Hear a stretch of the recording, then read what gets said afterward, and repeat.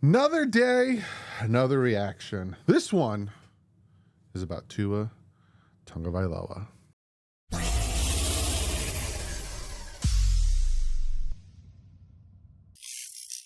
What is up, fans?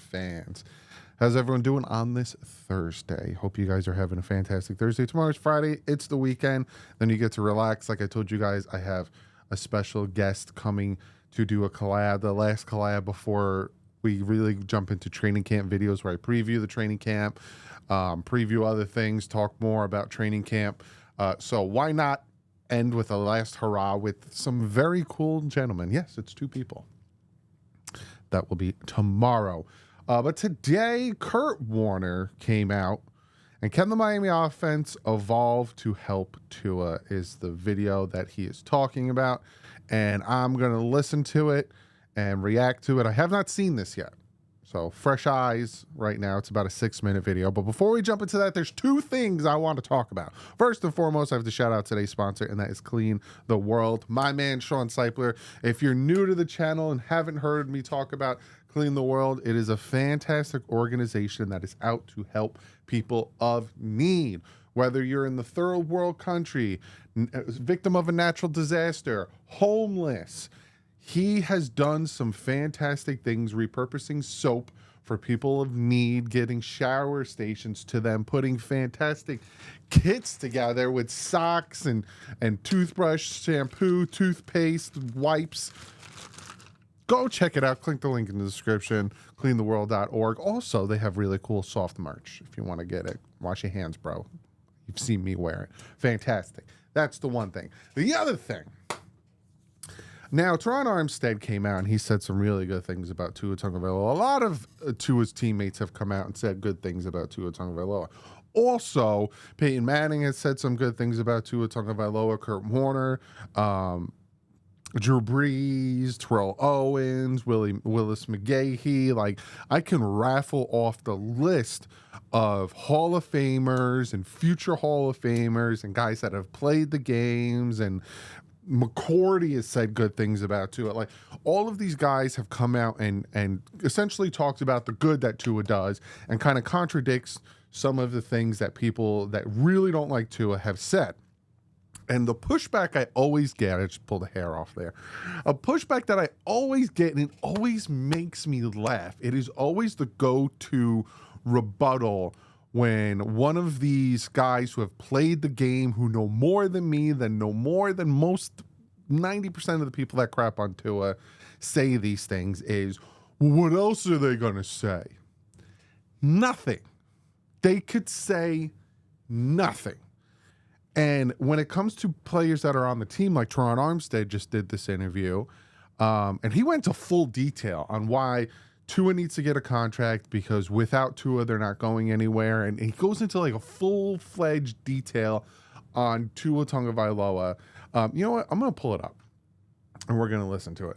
But I think it's hilarious that the first thing that people go to is the fact that, what else? All right, here. I think he deserves to be paid on par with the best in the league. Of course, yeah. No, it's gonna happen. You know, of course, we stay out of the numbers and negotiations, but it's gonna happen. We need Tua to go anywhere that we're trying to go. All our dreams, goals, and aspirations is reliant on number one. And the Dolphins know that, the organization know that, the city, the league. So the way they iron out the numbers, all that. Negotiation gets tough in contracts. Yeah. Teams start to bring up bad plays, bad games, injuries. You start to get offended. Like, oh, man, that's how you really feel? But it's leverage. And once you peel back those layers and you keep it about the business, it'll get done. So my response to the people who say, what else is they going to say when it comes to Jalen Waddle, when it comes to Javon Holland, when it comes to Teron Armstead, when it comes to Tyreek Hill, Raheem Mostert, like, so many of these guys have come to bat for Tua Tagovailoa. And what else are they going to say? Nothing. They'll say nothing. Or if they're in an interview like Teron Armstead and the question is asked, when do you think Tua is going to sign his contract? Do you think Tua is going to sign his contract? The PC answer would be, I think it's going to get done soon. This team supports Tua, and we're gonna get him locked up, and I'm not worried about it. Boom. Like if I'm a teammate and I'm not high on Tua, and I think he'll take us only as far as he can, and blah blah blah blah blah. That's what I'm saying. I think Tua's gonna get his contracts. I let the team handle that. I let the agents handle that. He's our quarterback. I back him. Boom. Very PC. Here you go. Here's my answer. How do you do? Not the in-depth answer that Teron Armstead gave. Not the in-depth answer that so many have given.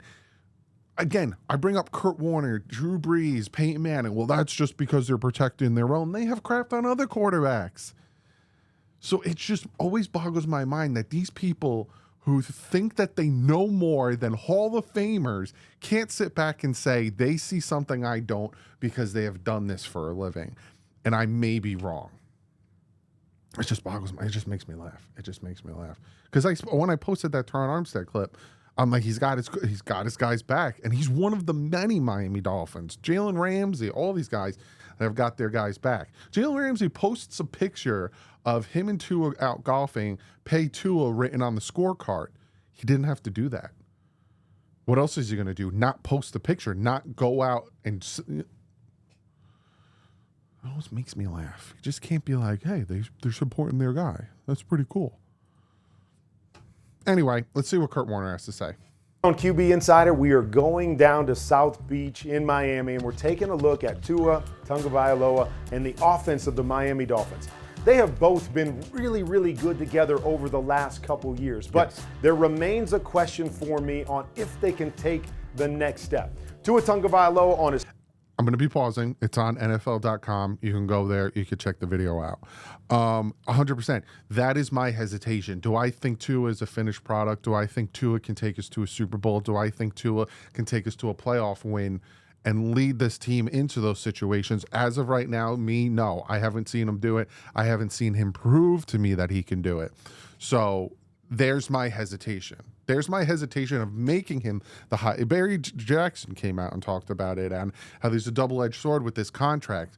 There's my hesitation with Tua. Can he get over that final hurdle? Can he put it all together and take what he does in September, October, November, and the first half of December and put it into end of December, January playoff football and play like he did in college? Can he transfer that over? And I think Kurt Warner is going to talk more about that. His first read with his anticipation as good as anybody in the National Football League.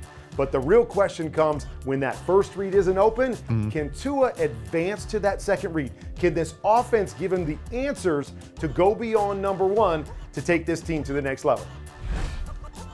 When it comes to the Miami Dolphins, their offense is built around trying to attack this area of the field between the hash and the numbers on both sides.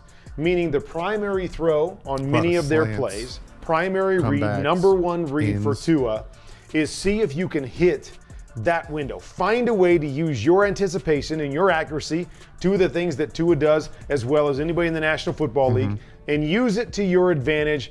It's not really about what do these defenders do. It's really about can you fit the ball into tight windows. You're going to see it down here. Okay, ball's coming out right now, right? He's throwing it right here to Tyreek Hill. I don't know, is that open? Are there guys moving and jumping the guys underneath? Not necessarily. We've got bodies all over the place, but Tua, anticipation, accuracy, boom, throw it around those guys. Feel the move. And that is where people start to bring that term spot throwing. Do you notice the difference between a Hall of Fame quarterback breaking it down and talking about anticipation and accuracy and throwing it to where the spot, where it needs to be versus people calling it spot throwing? Because if it was spot throwing, and I'm going to be doing my own film breakdown. Anticipation, accuracy, you want to lead him. Throw it around. You want to lead him in between there. You're not going to throw it to him here, so you're going to throw it to a spot that he's going to get to. Every quarterback in the NFL does that. Those guys. Feel the movement. If you can fit it in, fit it in. Now, the problem with this is Tua gets stuck at times saying, I'm going to try to fit it in. Doesn't matter what's going on. If I feel like I've got a window, I'm going to try to take that window. Yes. So here we go. Here's a look at this. Right here again. Trying to hit this window, same rules apply. The last time, I don't know if Tyreek Hill was really open when Tua started to throw the football. I'm not sure his tight end is open here either, as we've got bodies all over. But what happened? Well, I hit the last one. Let me come back and try to hit the next one, and it will lead to a... If you go back and watch my film breakdowns, and I don't remember what game it was specifically. I think it was a game we lost, whether it was the Chiefs, the first half of the Chiefs game or not. I talk about the fact that Tua does that. I talk about the fact that Tua knows he can fit these throws in, so he tries to do it instead of taking the open guy. I've talked about that and how that's something he needs to stop doing. Because, yes, we know you can fit those tight window throws and, you have the accuracy and all that stuff. But you have whoever it is, Barrios or Craig Kraft or, Waddle at the time or, whoever, open. We know you can do it, but now's not the time. Throw it to the open man. I don't remember. I think it was the Chiefs film breakdown. I talked about it. A lot of these kinds of throws. So it becomes that battle for Tua Tagovailoa to say, all right, I'm going to try to hit number one. I'm going to try to hit number one. I'm going to try to hit number one. And a lot of times he's going to get away with putting it in there, putting it into tight windows. But we're going to have some of those on the other side where he throws it into a lot of bodies. And that is where Tua has to continue to get better. Here's another one. We come back. Where's the window? There's the window. Obviously a little bit more open this time, but this is what we're trying to do. Get back, use the speed of our wide receivers because we got speed all over the place. Get back, hit that back foot, get the ball out, and hit those big windows. So you're going to see it all over the tape. You're going to see it all over the field this year is they are going to find ways to get the ball into those windows with their speed players. Shows up every single week. Boom. Ball on the money. Find a window, got the window, go take it, get a big play. With that, we have to live with some of the other. We got to live with jamming the football in there sometimes into bodies, throwing interceptions in those situations because we get away with it. He's really good at it. It's what our offense is based off of. We're going to throw that throw. Let's see what this says. Hold on, let me get rid of the closed caption. There we go. Had a 76.1 completion percentage on quick passes in 2023, 7th in the NFL, but dropped to 58.8 completion percentage on passes of 2.5 plus, which is 16th. So he went from having a great completion percentage when it was quick passes to middle of the pack when the passes were over 2.5 seconds. Over and over again, even into tight windows. So we're going to have to live with some of that. Now, the biggest question I have is not how many times is he not going to get away with it in terms of jamming it in there. He does a nice job of making those plays and using his accuracy. What I worry about is when that first read isn't there. Does the offense give Tua the opportunity? Example, and I agree. I agree with Kurt Warner because there are times where he does try to fit it in, like I said before. But in terms of jamming it in there, he does a nice job of making those. He wants to throw it this way, even plays and that he wants to, goes to his second read. His accuracy.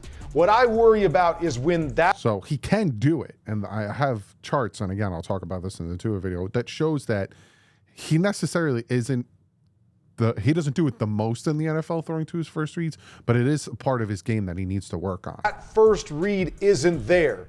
Does the offense give Tua the opportunity to move past number one and get to number two? Is Tua good enough at getting past number one instead of hanging there too long, always trying to fit it in and get to number two? Here's a good look right here. He's coming back.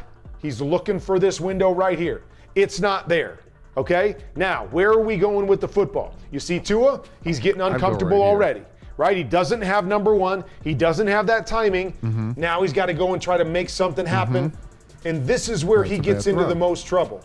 Okay, it's not there. I'm not on rhythm. I'm trying to make something happen. And this one should have been intercepted right here by the Bills. All right, what's he looking at? Boom, he's coming back, looking at number one. Number one is this window. Do we have this window? Right now, he should be off number one. We've got a man underneath playing inside leverage. We've got a two-man concept. Got to get off it and find number two. But who's number two, right? They're not setting him up when he's looking over here and getting stuck over here, right? Because this is our number one read. We're going to try to hit this. Right here. Not giving him a definitive number two to always get to with the this is also a very good point by Kurt Warner. He's talked about it before, because you look at this and you see how they're stacked. And I think this is the interception. And you see how they're stacked and you see how they're stacked. Now, obviously, this is like some type of screen here where he'd have to block one and then hopefully he breaks the other. But I think he's going to talk about this right here, how he's coming in and he's sitting here. So Tua has to throw it over his own defender to get it here, and he sails it. I think the safety comes down and picks it off. in this offense. Now he's got to try to make something happen. You see, uncomfortable in the pocket, falling backwards, right? Pressure in his face, but falling backwards right here, trying to make something happen to number two.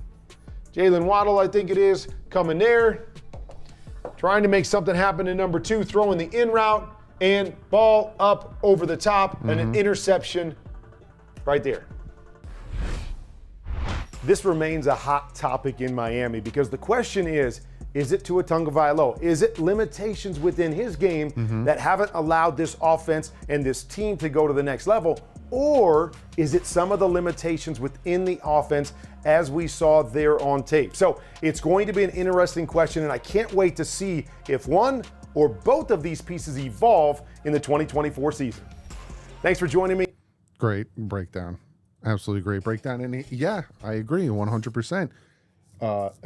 These are the hurdles. These are the little things. These are the nuances that he needs to get over for this Dolphin team to be successful. And he's shown that he can do it. He's shown that he can get to that second read. But like Kurt Warner's saying, I'll have to look back and see. I think it was the first Chiefs game where I talked about he can make these throws in the tight window, but he doesn't need to.